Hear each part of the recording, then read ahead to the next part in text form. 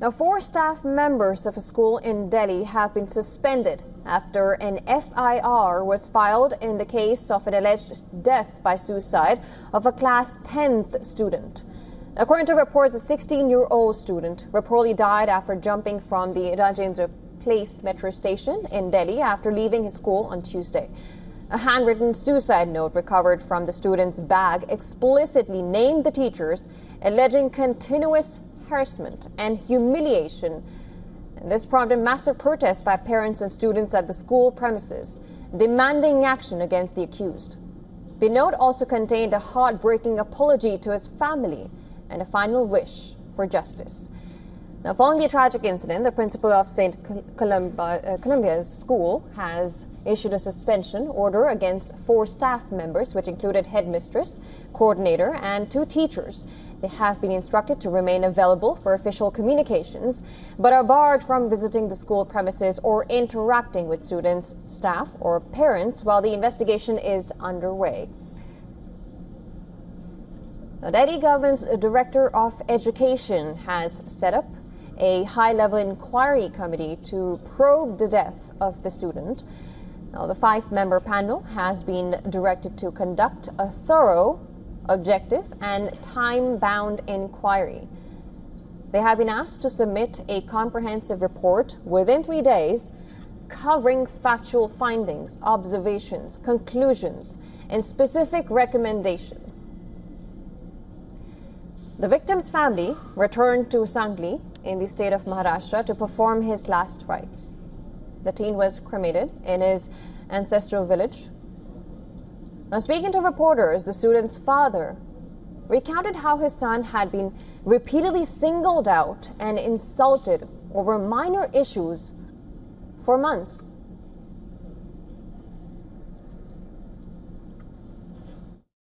पहले ही इसको बोला था कि तेरा टीसी निकाल करके पेरेंट्स को बुला के दे, तब से ये परेशान था कि मेरे बेटे ने जो सुसाइड नोट लिखा है उसमें ये सारा लिखा है कि मेरे को किस किस टीचर्स ने नाम भी लिखे हुए हैं, लेकिन सबसे लास्ट में जो लिखा है बड़े अक्षरों में वही बहुत दर्दनाक है कि मैं चाहता हूँ कि मेरी तरफ और कोई बच्चा ऐसा ना करे, इसलिए ये जो टीचर ने जरूर सजा दी। इसलिए मैं सब पेरेंट्स की तरफ से यही चाहता हूँ कि इस टीचर्स के ऊपर आत्महत्या के तो गुनाह दाखिल किया जाए और एक अरेस्ट किया जाए। I want to discuss this sensitive issue. We are now being joined by Padmashi Gaureshwaran from New Delhi. She is advisor to the Shiv Nader Foundation and served as the Chief Executive Officer of the Global Education and Leadership Foundation and is currently the Vice Chairperson of the Foundation. Let me just come to you and start. This is a very sensitive topic. I thank you so much for coming on the broadcast. It gives us shivers when we talk about this. Firstly, when we talk about when parents go with students, when they think about getting their children admitted to a school, they look at something, some schools which are some elite schools who have had the history of having big names come out from the school. When we look at this, how do you feel about, how do you think these complaints are firstly taken? Are they taken seriously in these schools when this kind of big incident happens? Yes, I think if an incident like this happens, I think there's no school that will not take it seriously. The issue is, are they going to deal with it? What are the measures that they are going to take to see that such things don't happen? I think that is the critical point to look at. Right, and you have you also are in a position where you can make us understand. Do you think the teachers in our schools right now are capable of understanding? We know that every student in a classroom does not have the same mind. They all have different levels of understanding. And when we see a student of a 10th grade, when we know that, and this is a season where exams are going on, we know how much pressure a student has. Do you think teachers are capable of understanding the mental situation of a student who has been pushed on edge to take such a certain step? You see, there are two facets to this. One is question you asked, are teachers capable of? Of course, they are capable of it, provided they are trained and given the strategies and tools that they can use. Secondly, if you want every child to be understood and their mental health and wellness kept in check, then you cannot have a teacher with 60 students in the class. Then you are expecting too much.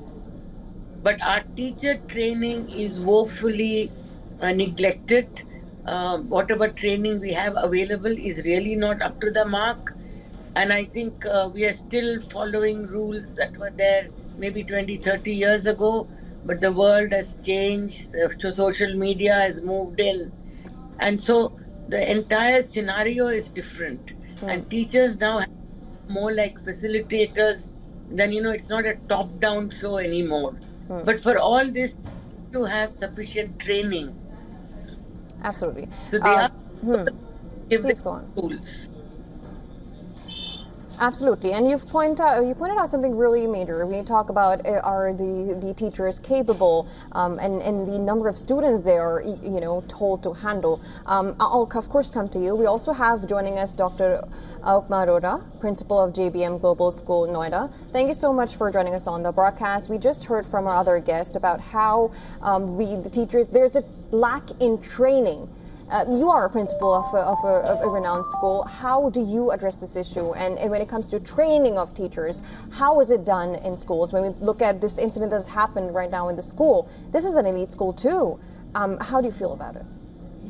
The first thing when the parents do enter our school for admissions, we just tell, I personally talk to them and counsel them that education can be given anywhere, anytime. Since K schools are there, online schools are there, they can give education, but not the sanskar, not the values. Values are the most important thing, which are the lifeblood of a child. It makes the child independent. It makes the child to know what is good and what is bad for him. So it is equally the duty of our society. First duty of the child goes to the parents, next the teachers and school. We are creating an environment where the child grows. How is the grooming done? That is very, very important. We conduct classes for them, mental wellness classes for them. We have counselors who take one-on-one. Just now I heard, ma'am, the 60 students are not to be done. 60 students, like how can a teacher take care of 60 students at a time? So the teacher-student ratio has to be a healthy ratio wherein the teacher is coming in direct contact and is able to hear the problems of the child. In this case, what happens? The child has, this is not the first time that he has talked about suicidal cases. The teachers could have been very, very careful. The friends circle where he was claiming that I'll make suicide if not this thing does not happen, and this thing has been told many a times to the parents also. So where were we all? So Okay, this has to be addressed there and then. Right, that's you also talked about the parents. Now, when we talk about schooling starts from a very young age. They're 5-year-olds, 3-year-olds rather, at this point in time, who go to school. When you talk about, you pointed out moral value. So when we look at the timetable of a student, from 7 a.m., from early age school students, they go to the school. How much of a ratio of time do these students, consume? Like they spend a lot of time in schools from a very young age. So when you talk about moral value, when you talk about proportion of how much a student or parents should be teaching, how do you see the balance there? Because yes, we're talking about the moral values, but how does the school, does not have any moral responsibility when it comes to, you mentioned sanskar, moral values. Where does that come in schools? There are people who are, these students coming from the age of 3, 5, 7, and they grow. Literally, they spend half their life in the schools. Where does moral value come there? Yeah, you talk moral really, and it's a myth to think that it cannot be a part of the school curriculum, or all your moral values can come through all your subjects. It can come through when you talk about leaders in the country. It can come through the role modeling by the teachers. For example, if you are teaching history or you are teaching geography, you bring in all about climate change, how we have to look after our planet. School assemblies are times when you can bring in values. And what you said is very important. If you start this program from grade 3 and it goes on till grade 12. There's no way that the child will not be touched by these values. He will learn, he or she will imbibe these values. So it's a question of integrating it into the school curriculum and continue it thematically through the different years. When I was at the Global Education and Leadership Foundation, we created a curriculum like that, which we ran in a number of schools, where values can go hand in hand with the school curriculum. I hope this answers your question. Absolutely, absolutely. And also there was another point of the parents, how much the role of parents is. But also the point comes that how much does the school involve parents? How much, to what extent are parents involved in school level mental health support? We know that parent-teacher meetings happen, right? So how much of a parent-teacher involvement it is to understand a student?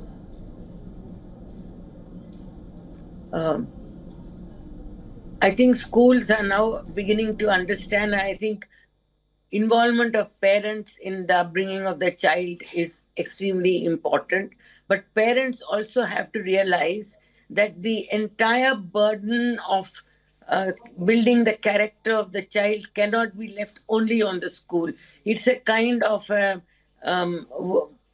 partnership between the parents and the school, because the first teachers for children are parents. And I've often mentioned to parents that, like you may phone rings and somebody rings for the father, and the father tells the child, please tell them I'm not at home. So, examples, so children don't know the difference between a white lie, and they only know black and they know white. So this kind of upbringing and this kind of inputs need to come from home, and then the school needs to work on it as well. Absolutely. In fact, Please go on. Play the role, because parents seem very busy nowadays. So I think inculcating curriculum and leadership values into the school curriculum is of extreme importance today. Absolutely, that's also, and this is a case which of course involves a lot of points from the teachers, from the friends, the peers, and of course for a student to commit to take such a step is the final, what is the final link that actually makes a student think that, okay, there's nothing I can do because nobody's listened to me. I've told my parents, I've told my teachers, nobody's listening to me. A serious issue, but of course effort has to come from not just parents, but the school as well, both hand to hand. But thank you so much for joining us, and of course we have less time, too much to discuss, but thank you so much for coming on the broadcast and discussing this with us. Thank you.